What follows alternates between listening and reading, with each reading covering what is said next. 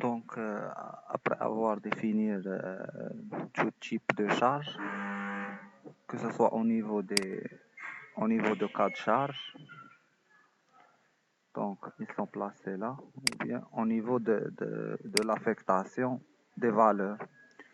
Donc, comme j'ai déjà expliqué, pour l'affectation, il est déjà défini au niveau de l'option définir charge. Donc, on vient surface, puis on spécifie la surface à laquelle on va affecter une valeur de charge. Donc, ici, on se place dans notre charge qui est soit exploitation, soit G, soit Q. Donc, on voit bien que moi, j'ai déjà défini tout type de charge. Donc, je ne vais pas faire cette étape parce que je l'ai déjà fait. Donc, je vais fermer. Maintenant, comme j'ai déjà défini tout type de charge d'exploitation et des charges permanentes, donc maintenant, je peux appliquer les combinaisons de charges. Donc, je vais choisir des combinaisons qui sont manuelles, 1,35 G quand je suis à l'état limite ultime, et G plus Q quand je suis dans l'état limite service. Donc, comment se procéder? Donc, on vient juste sur chargement. Donc, on a deux options, que ce soit une option de combinaison manuelle ou bien une option de combinaison automatique. Donc, on doit choisir le manuel. Donc, pour l'automatique, ce sont des combinaisons, y compris les charges des vents, les charges de la neige, tout type de charge.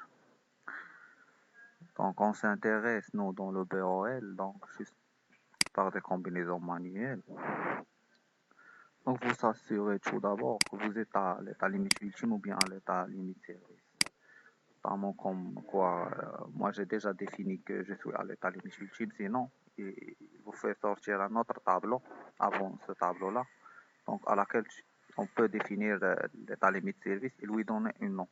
Ou bien à l'état limite ultime et lui donner ce nom. Après ça, on passe à ce tableau-là. Donc ici, ce sont juste des affectations. Donc, quand je clique sur G, qui est une charge permanente, donc je le passe à l'autre côté. C'est automatiquement et c'est avec 1,35 G. Et comme le poids propre permanent 1, c'est le poids propre. Donc,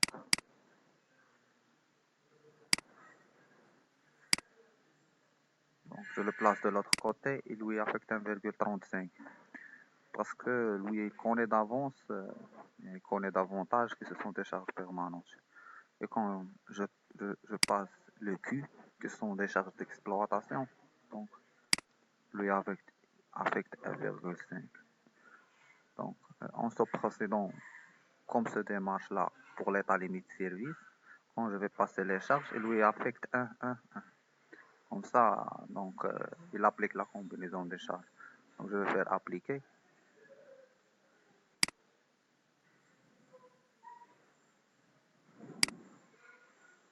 Donc, appliquer, fermer. Donc, je viens me placer là. Donc, je trouve ici que l'état limite ultime que je viens de définir, donc il s'affiche au niveau des charges ici. Donc, c'est tout.